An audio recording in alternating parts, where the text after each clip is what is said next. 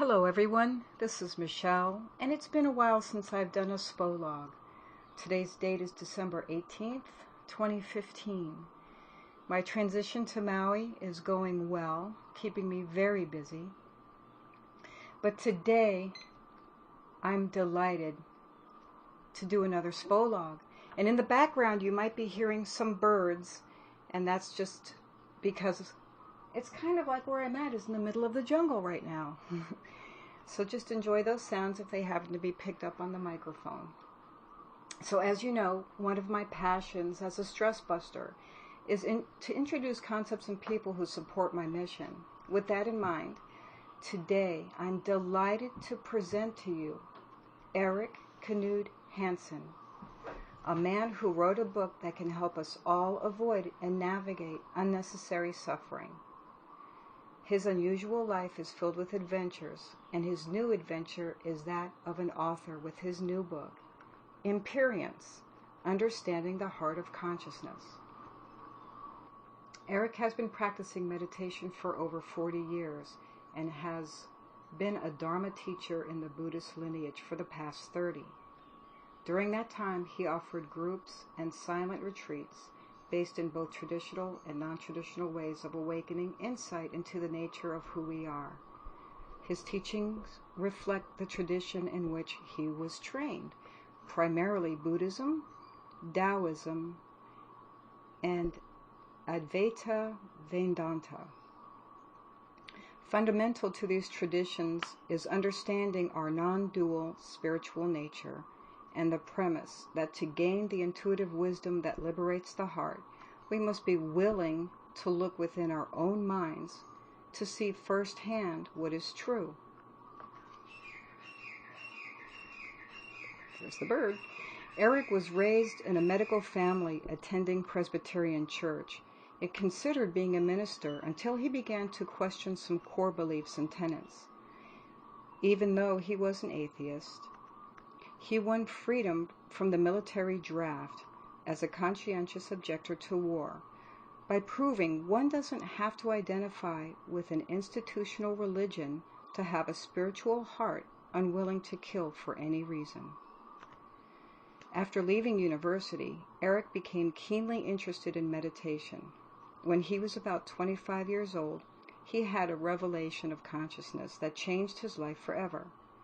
He spent the next 10 years practicing and serving in deep meditation retreats in the U.S. and Burma. Also during this time, he was ordained as a Buddhist monk in a South Korean monastery. After returning to the U.S., he was commissioned to teach. He has been on sabbatical to write books and just published the first one, which we will talk about today. Again, Imperience, Understanding the Heart of Consciousness, offers both a theoretical description of absolute consciousness and practical guidance to support awakening relational beings like ourselves. So Erik, welcome. Thank you very much.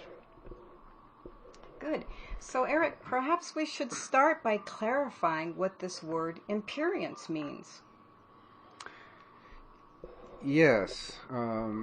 Not many people will have heard that word before, and it isn't a word that is used much yet, or hardly at all. But if we think of experience, which is our common way of dealing with the world we live in, experience reflects our sense bases connecting with sense objects. Our eyes connect with light, our tongue connects with taste. There's both a sense base and a sense object, so the object is separate from the sense base. That's an experience. X means out of. Imperience reflects how we as conscious human beings actually connect with consciousness directly. It's not an experience because there is no subject or object in imperience. So imperience is the word that I'm using, and I chose to call the book this because the word points to an actuality in our human beingness that doesn't have any other words to describe it, and yet we try to, especially around spiritual imperience, which we call spiritual experience, but it isn't an experience at all. It's an imperience. And that confusion has led to many kinds of misunderstandings, including radical misunderstandings when it comes to the nature of God. As the world shows, people can actually fight and kill for their own image of God in ways that are just totally unconscionable. And so by using this word and explaining it in terms of the understanding the heart of consciousness, I am actually attempting to give a description that fits each and every religion once you cut through the language and the spiritual materialism that usually goes through institutionalized religions. So great. And I'm wondering if you could help us understand that shift in consciousness that changed your life. Can you Yes, touch on that? to be precise with the language of the book, shift of consciousness is the way most people would understand it. It's really a shift of the kind of perception from experience to imperience. Although I didn't understand it in that language at the time, but due to what I was engaging in learning meditation practices and coming to understand about the here and now as a concept, I found myself regressing mentally to the point of the mind coming to a stop, the thinking mind, the conceptual mind coming to a stop. And the revelation is similar to what happens if you're watching a movie on a movie screen and the movie stops. Now, usually we go to a movie because we're interested in the content of what's on the screen. There's another feature, which is this bright white screen that is just sitting there, able to receive any images that the projector throws upon it. We live in the images, and in our own lives, we live in the imagery of our own minds, each and every one of us. No two beings have the same mental image of anything, actually. We live in our own images. So if when that time occurs, when the mind, the thinking mind, the conceptual mind comes to a kind of cessation, which is very temporary, the screen of consciousness is revealed as a natural side effect in much the same way, the movie screen.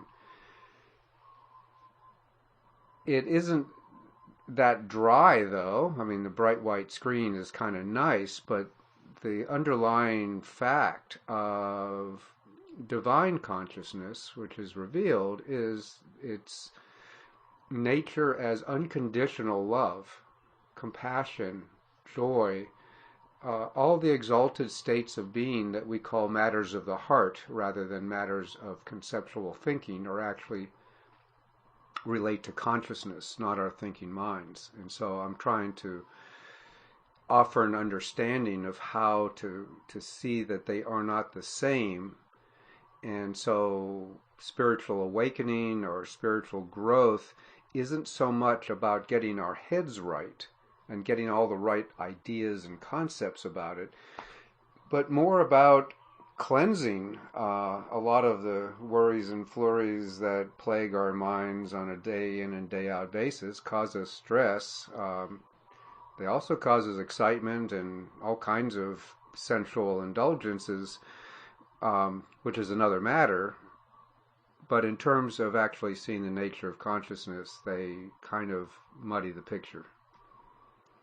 So this was revealed to you, the nature of consciousness was revealed to you through a sudden moment in time? Or I saw the emptiness of it, which mirrors the language in Buddhism and Taoism and the non-dual tradition of Hinduism, Advaita Vedanta, they all speak of the emptiness, that the insubstantiality, in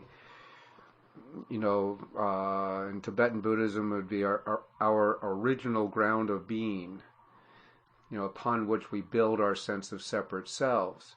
What I saw in that time, and I'm not, talking about my personal experience or imperience, what I saw was that its nature was that time stopped, that the realm of time and space ended.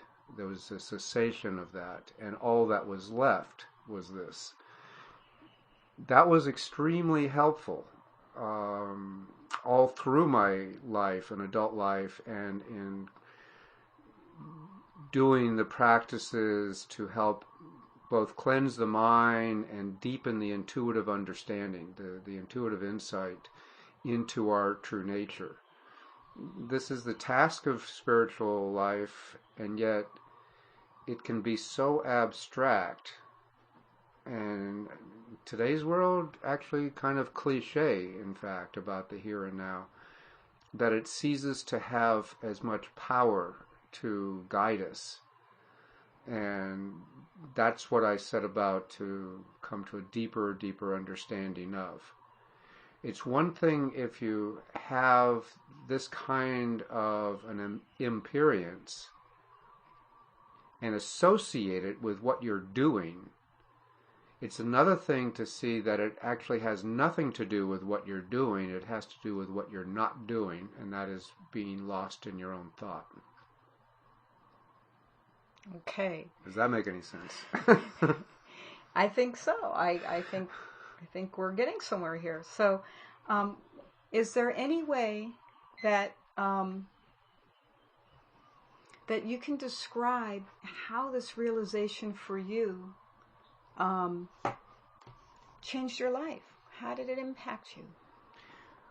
Well, it revealed something so fundamentally important that nothing else could get my attention. Nothing else could really get my interest other than delving deeper and deeper into that particular fact.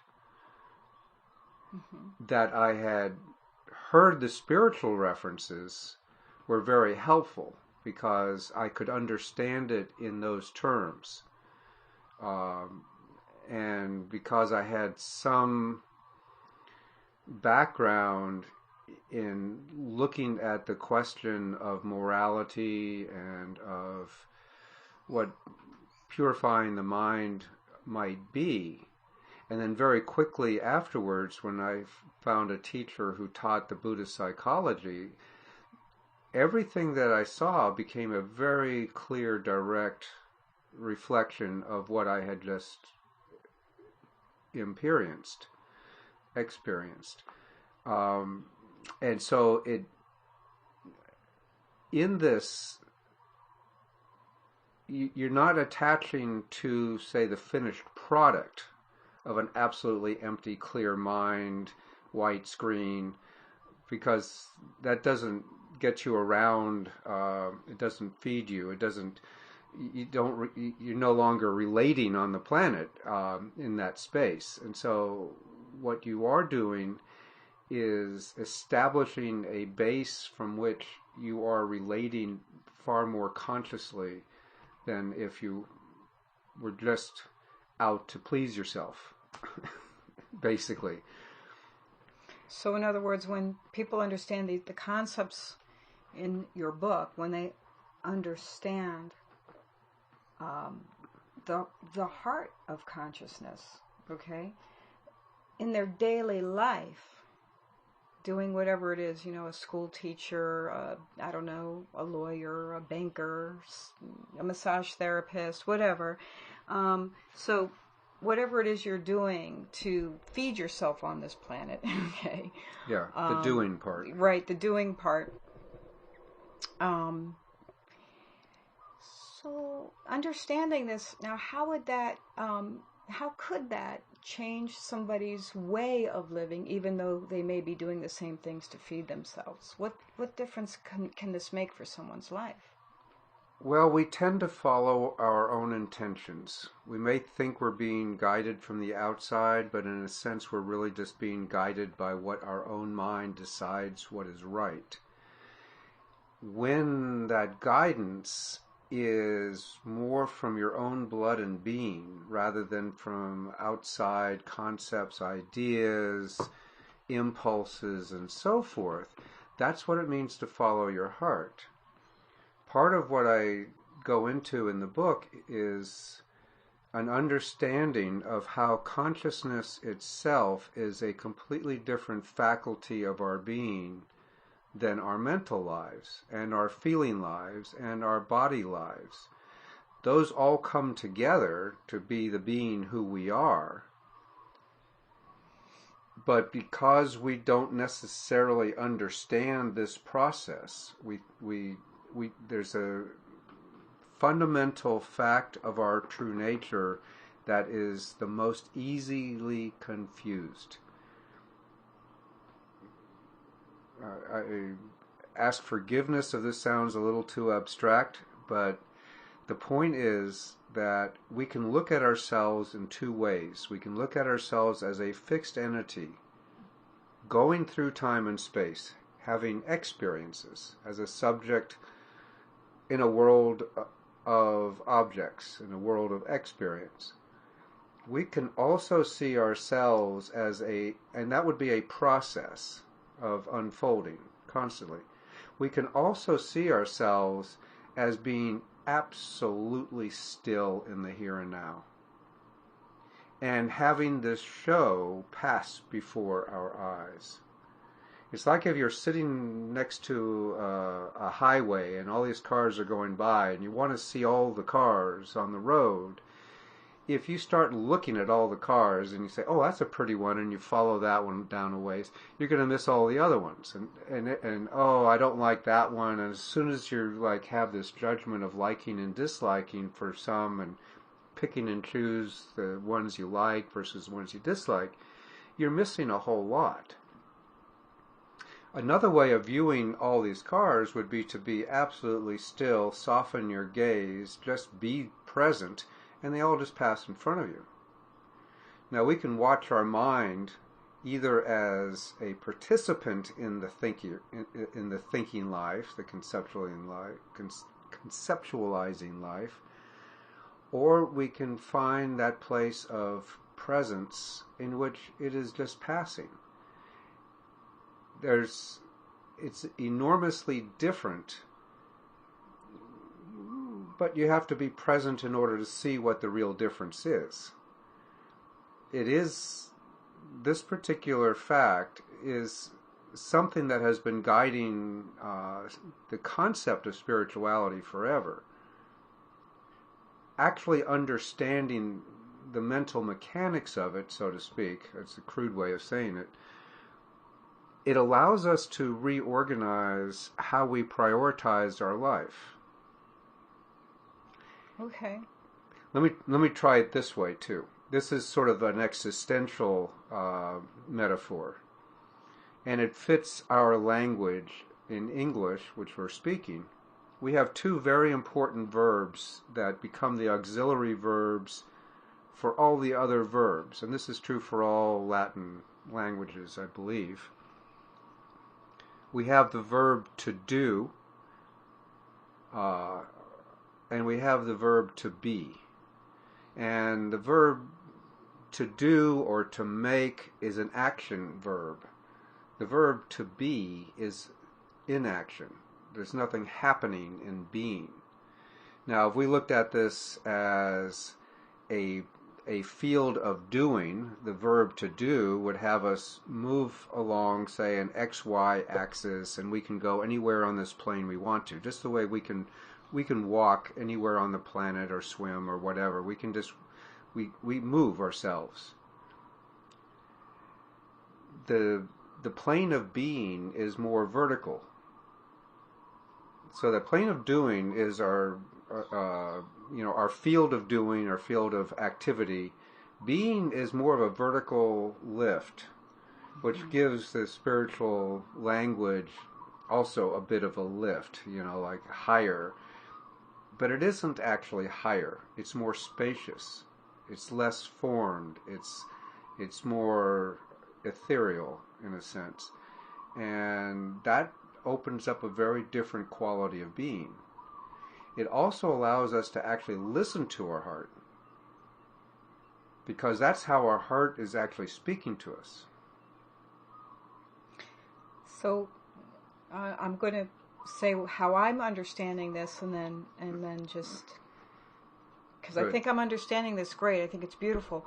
It's almost like, we live on this planet. We do have to do things in order to eat and pay rent and this and that.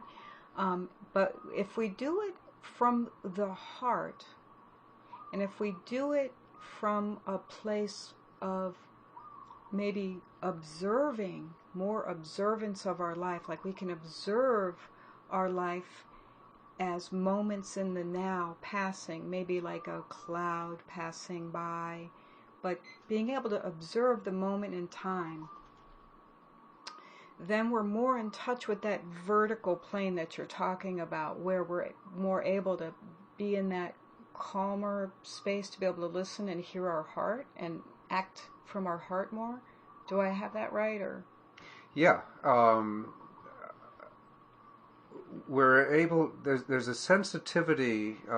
We call it from the heart. It's not actually. This doesn't actually have anything to do with our heart organ. The heart organ is a pump. What I suggest in the book is that whereas our mental life operates in and around our brain, which has that responsibility in our organic being. Our brain is the one that organizes all of our doing. And it does this also by remembering. It has memory. Without memory, we're pretty lost. And this can happen in some forms of what's known as disease. However, there really isn't any stress in that. There may be stress for the caretakers, but there's not a lot of stress if you have no memory. It's kind of a fantasy anyway, but it's a very useful fantasy because we need it in order to navigate this world, which otherwise would be incomprehensible to us. Consciousness is not a function of the brain, and it's not even a function at all. You could say awareness or conscious awareness is a function of consciousness. But consciousness itself, and I'm speaking here of, say, divine consciousness or God, Goddess, all that is everywhere. It's sort of like a non-dimensional screen on which our movies are playing. There isn't anything outside of consciousness. It's like there's no clouds outside of the sky. There are no beings outside of consciousness. We are non-dual, one and the same, but we use consciousness mentally the same way that we use air physically. We breathe in, we breathe out. We never own the air, and the air isn't us. But without it, our bodies would die. Like a fire would go out if you deprived it of oxygen. So we kind of occupy space in consciousness, but in a sense we can say that mentally, for our own experience, we have our personal consciousness as it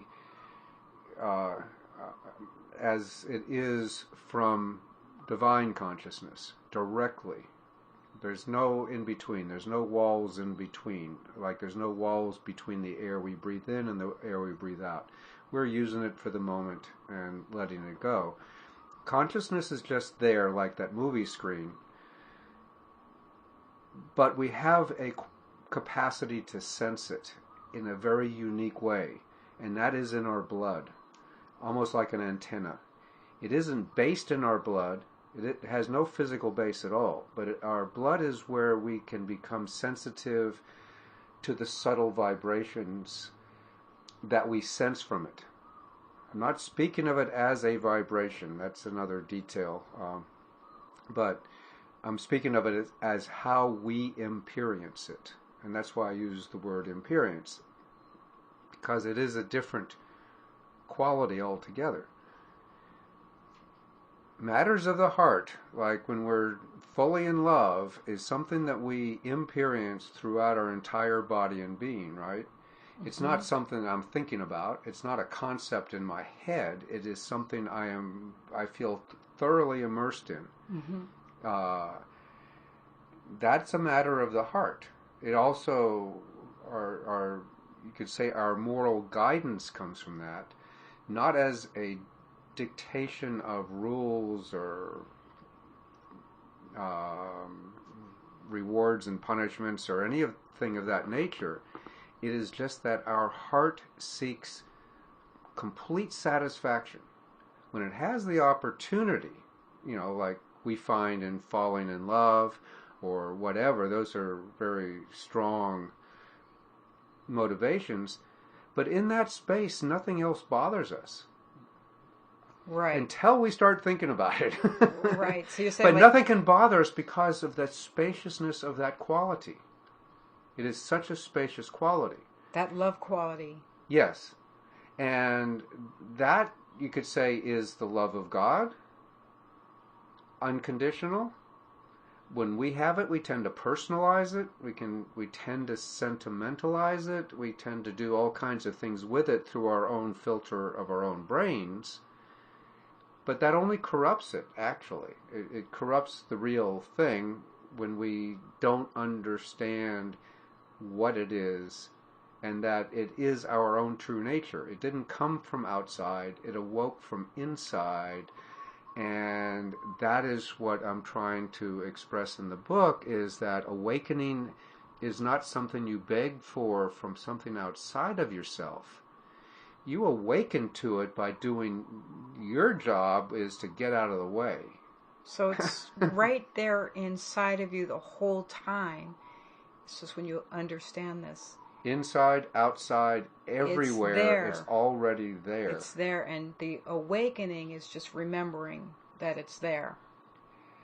And in a sense, yeah. And claiming it, getting in touch with it, claiming it. Well, don't bother claiming it. Because it's already there. It's not yours. And that is the point of the word experience, is that if we have experience, like I said, that's a subject and an object. That is me and what I experience. Mm-hmm. Experience has no I to it. See, I is that mental capacity that we have to separate ourselves from the whole and then spend our lives, or lifetime after lifetime, trying to find completeness again because we're lost. That is the root of stress, is that we're lost, seeking in the dark our true nature in God, in the totality. I mean, those words are dangerous to use. I say absolute consciousness or divine consciousness. They're a little less specific in a way, but it's really getting the intuitive insight about this that is important. It's not the right idea and it's not the right words. It is one's own intuitive insight. And that's what must be awakened for oneself, within oneself. It will not come from outside. Secondhand information comes from outside. That helps, but it's not the real thing. When we see it ourselves, that's what eliminates doubt. As long as we have doubt about this, we will have stress in our lives. Okay. It just comes with a package. And it may not be, permanent stress all the time, every minute that I identify as stress. Mm-hmm. But when I'm in the world of liking and disliking, And of course we like liking and we dislike disliking. That's that's our nature. They're both based on our sense of the separation from the whole, which is why non-dual traditions are focused on that. You puncture that balloon and all the other balloons get punctured as a side effect. Everything that I am up to, all the mischief that I can make and all the messes I can make of a beautiful planet, I can't take quite as seriously anymore if I see that they are basically my own fiction. Okay. So now we're getting to the point of stress busting, okay? Because you just talked about the stress. So, can you also explain maybe a little bit more about how the understanding of the material in your book is going to help somebody, again, navigate or even avoid unnecessary stress? How does that... Yes. A lot of people have heard lately, an old, he was actually an old Dharma friend from way back, gave a lot of, John Kabat-Zinn gave a lot of focus to mindfulness-based stress relief. Well, that was based in the practices, the kind of practice that I include in the book, mindfulness practice. And to understand more firsthand what I've just been talking about, the first important kind of practice is mindfulness. You'd say that in deep retreat, we focus both on mindfulness and concentration, but most people walking around and listening to this and so forth are not lacking in concentration as much as they might be confused, and in the confusion the mind moves around a lot, and so it looks like it's unfocused. But concentration of mind is a very useful thing, but it's one thing to focus a camera right, and it's another thing to hold it still. If you don't hold it still, you don't get a clear picture no matter how well focused it is. So meditation practice, which includes mindfulness and concentration, are focused on that. But mindfulness becomes the more important factor, because if you are consciously and deliberately cultivating mindfulness, which is your own ability to be attentive to what you yourself are doing, what you are experiencing here and now. That can be, bodily movement. I'm walking, I'm taking this step. I'm not thinking about where I'm going, I'm taking this step. If I am thinking about where I'm going, I'm mindful that I'm thinking about where I'm going. It's not so easy to be holding two things in your mind at the same time, but we're really, really fast. And so we go back and forth. So it looks like we're doing more than one thing at a time. We actually aren't. But mindfulness is training your mind to be more attentive to what is actually taking place now in your life, not anybody else's, your own life. That brings the mind more present. Not to absolute presence, that's awareness. But it's hard to develop deeper conscious awareness if you can't be mindful. And so that is where we're actually aimed. So as far as the book goes, I explain this in detail in the book. Mm-hmm. As far as a short description of it and why it's important, I would say that if we look at the nature of stress, it takes this separation for the stress to exist in the first place. Usually that separation is between what is actually real and present and what I have this idea how I would rather it be. Yeah, can we use a concrete example for that? Like, let's say driving to work and you're going to be late. Okay, yeah. So I know I'm going to be late.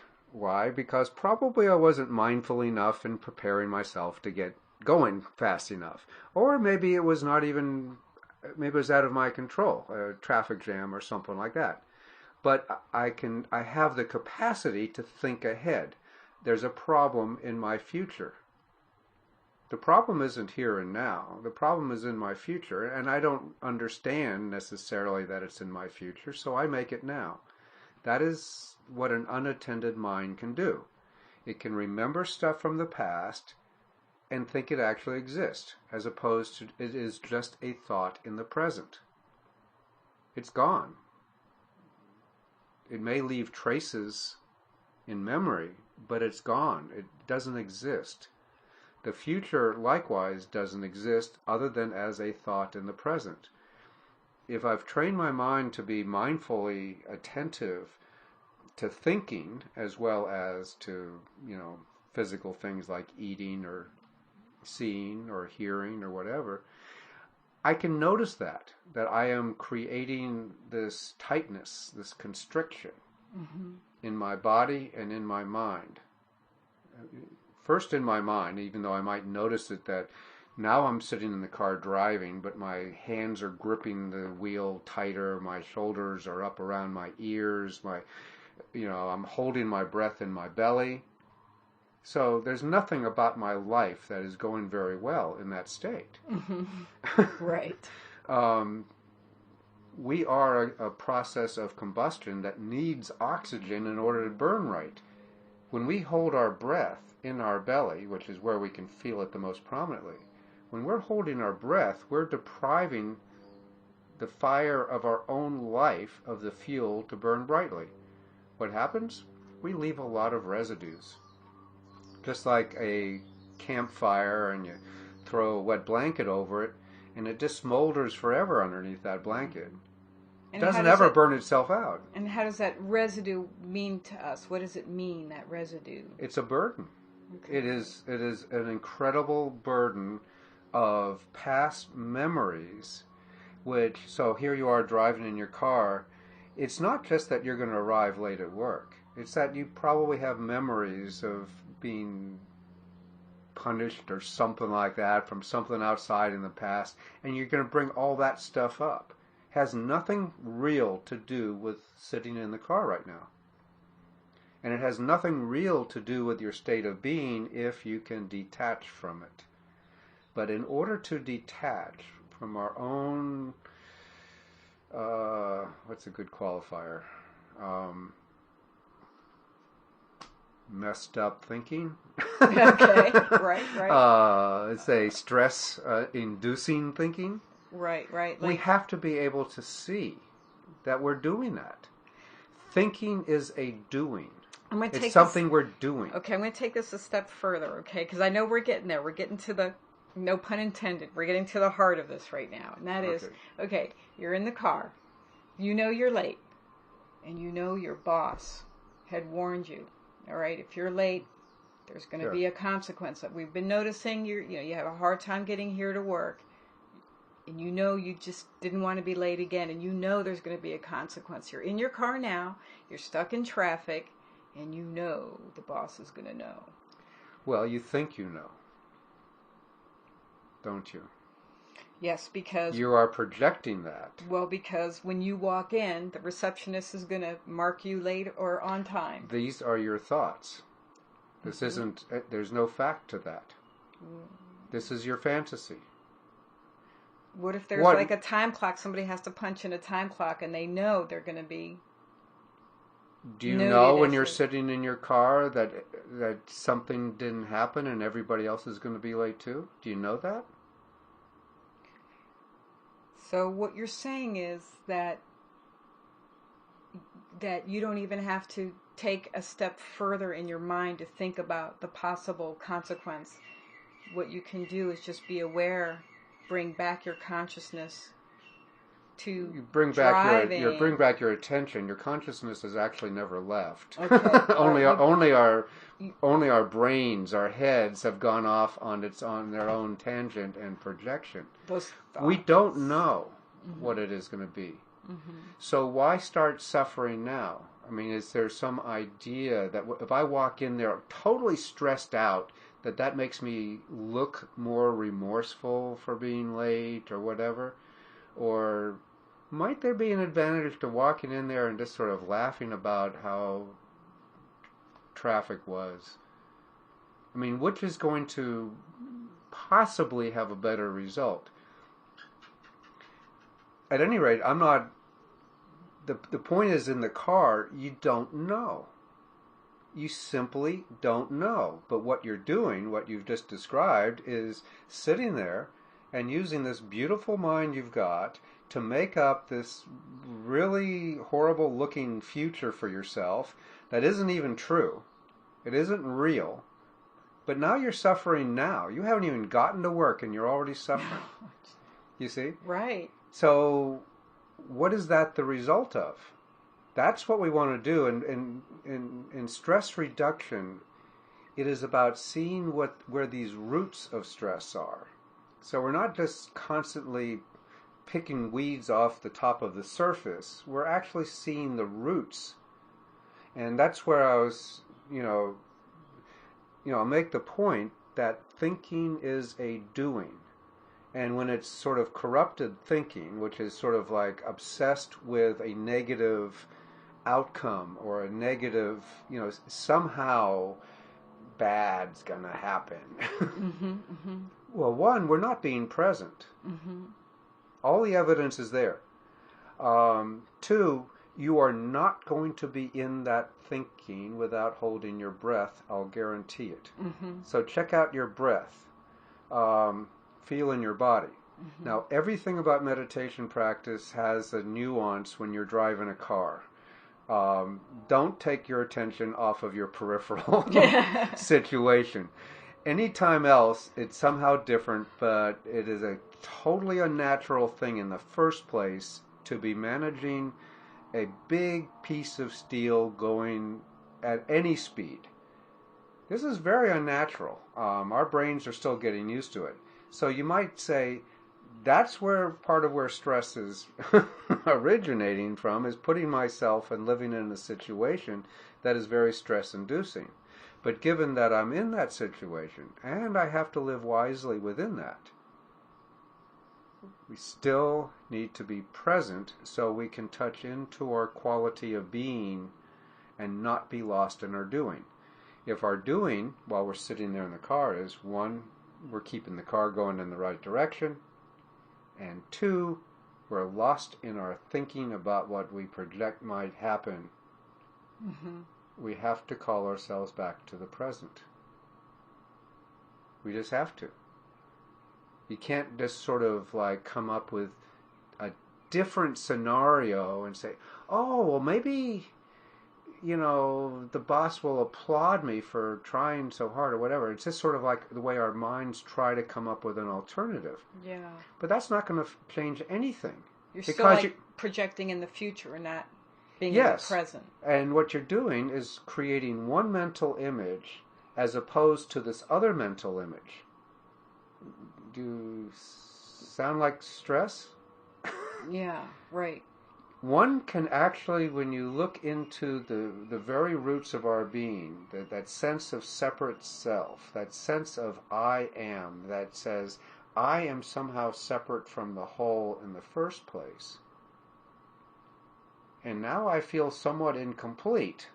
Why? Because my heart, when I am strong in myself, selfish, my heart is simultaneously less, or feels less connected to the whole.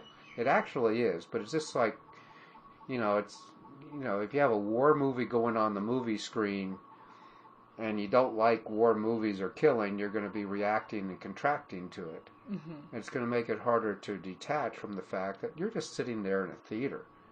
You're not in that, and there's nothing real happening on the screen anyway. And we can bring that same idea as we're in the car. Our movie minds are projecting scenarios, and we're reacting to our own self-created scenarios. Okay. Your scenario is not the same as in the person in the car behind you who's also stuck right. in traffic.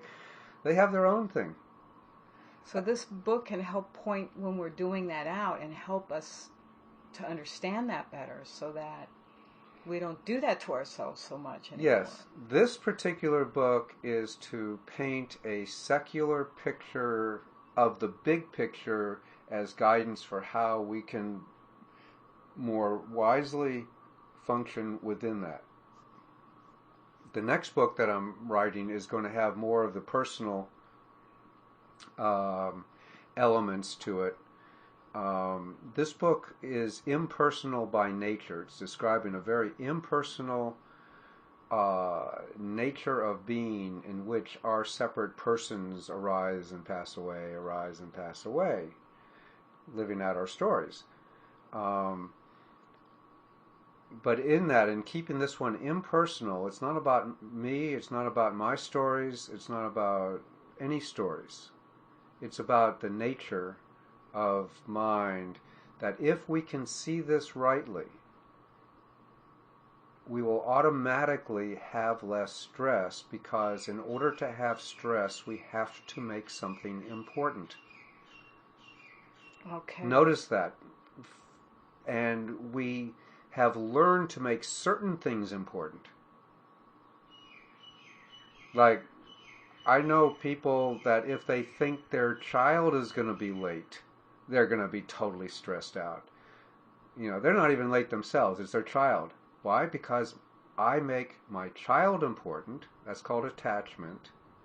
And now I'm generating my own worry and flurry of thought around what they are going to experience, which has no reality to it at all. When we're out of reality, we are creating stress. Even if it's pleasant, we're creating stress. Even if it's pleasant, we're creating stress. Yes.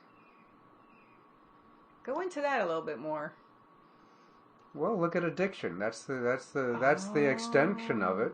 Oh, okay. And I can be very happy creating food addictions, for instance, and not realizing that I'm doing this because I really just don't even want to feel my body, because my body is actually feeling dissatisfied and kind of like, for whatever emotional reasons perhaps, or my own self-image, I may be trying to hide from certain inner feelings in my body, and if I just keep putting things into my mouth, then I can just be with a taste. Mm-hmm. Mm-hmm. And I'm more and more, and this isn't detachment, this is ignorance. Mm-hmm. Which isn't a judgment. Mm-hmm. It's a state of mind that doesn't understand what it's doing, mm-hmm. even to itself. Mm-hmm. And so in this sense, all stress is a doing of our own mind, and the end of stress comes when we see it. That's why it has to be first-hand, not just second-hand. And we stop doing it. If I pick up a hot iron skillet off of the stove, and the handle is all hot and it's burning my hand, I can go into all kinds of story about it, and I can even, think I'm being mindful by saying, oh, I'm just feeling the sensations, or I'm doing this. The fact is that I'm holding this. If I stop holding, if I just take my hand, which is in a grip, and just stop gripping, the skillet falls away. And the miracle of mindfulness is, so does everything else that our mind is clinging to. Okay. It's just a little more subtle, well, maybe a lot more subtle than a skillet. But that, again, these kinds of metaphors or examples are for guidance. It's not like, understand. It's not like we have to learn every little thing we're clinging to and learn how to let go of it. If we understand the basic process, then we know where to keep our attention so we don't keep, messing things up to fix, mm-hmm. Because we spend a lot of time just sort of going over the past because We weren't paying attention, perhaps, and we kind of blew it. And part of that is mental, like piling on our own guilt, turning our own minds against ourselves. I mean, there's a lot to this. Yeah.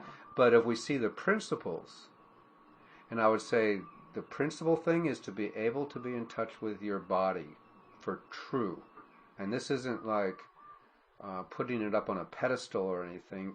It is basically to be able to sink into the sensate experience in our body. Why? Because that is present. Your sensations are in the present. So the more we can connect with the sensations in our body when we're in a mental stress situation, the more we've brought ourselves back closer to being present. There's a functional thing for that, like I mentioned. If you're in stress, you are holding your breath. Even if you're just trying to listen to this, feel your belly. I expect you're holding your breath, just trying to understand what I'm saying.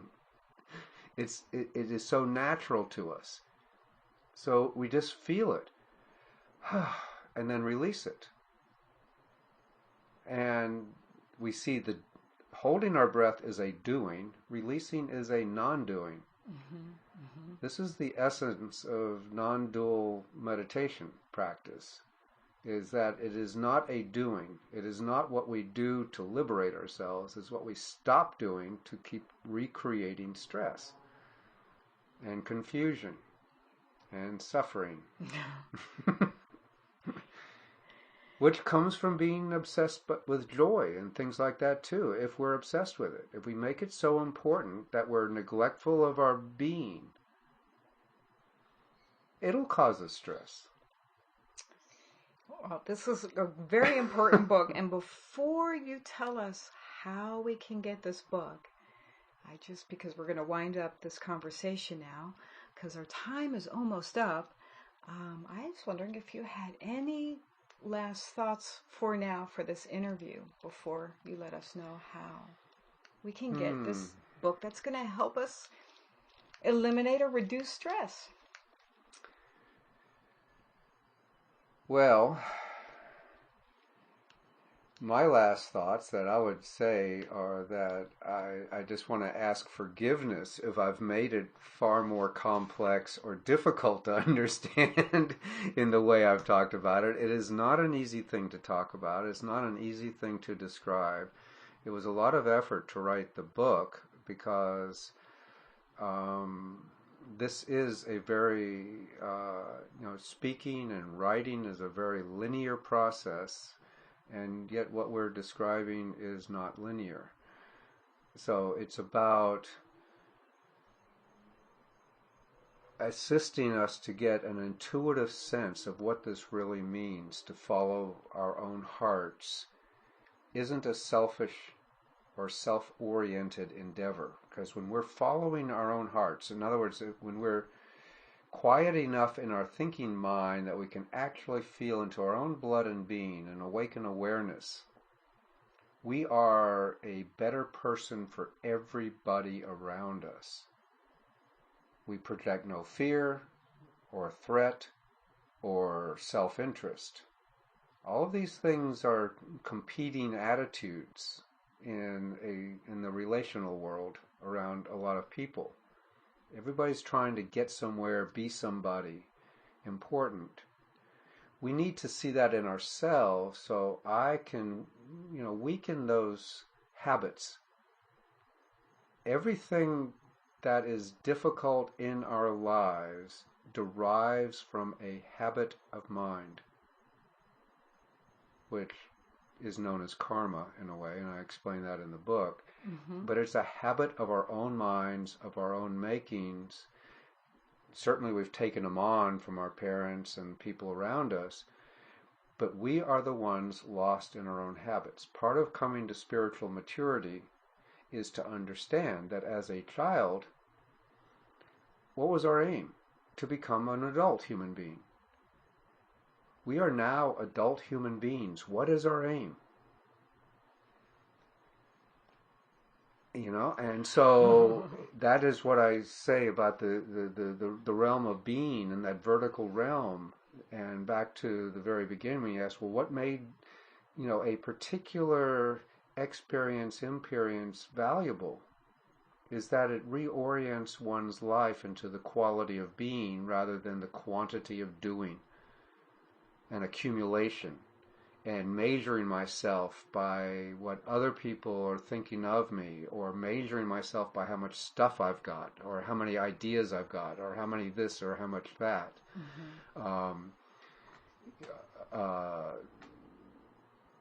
They may be valuable things. It's not a judgment about the things. It is an assessment about my relationship to them. Is it contracted or is it expansive? In other words, is my heart contracted around this in fear and dread of losing what I've got? My dread of being late and being judged? Or can I just release myself, relieve my own stress of my own mental projections, and really just find that peace in the present? Let the future take care of itself. We don't have so much control over this as we may think. We can make some of this stuff so easy.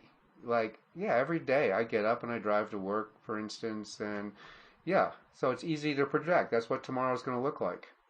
Not necessarily. That's true. So when you're present, it also means you're weakening the habits of mind that are projecting you towards a future that your own mind thinks it has. But that's all it is. It's only a thought it has. If we make that thought really important, we will have stress around that thought. So we need to see that mechanism in myself where I cling to the thought, I cling to the idea, and then when things don't unfold that way, I'm in stress. And I'm in stress to the extent that I'm actually damaging my body, I'm constricting my brain, I'm tangling it up in more stuff, and all of this has this really constricting effect on my own heart and my own sense of being. And when I'm lost in that, I'm not the best person for the other people around me either, am I? No, I can so understand I that. extend this. So everything points to understanding what it means to be present, and the nature of stress and how to de-stress will awaken to you from there. Let's put it that way. Other than that, it's just information. But when you see it yourself, you yourself. So. Oh, well, terrific. Well, I'm really glad you wrote this book, because I can see how understanding the concepts of this book can help the quality of our life. So, thank you. And for those around us. I just yeah, want to throw that in. yes, This is not a selfish desire. It is for the sake of all beings. Well, how can we get this book? From the website erikKnudHansen.com. I can go there. That goes right to the publisher. And that's ErikKNudHansen.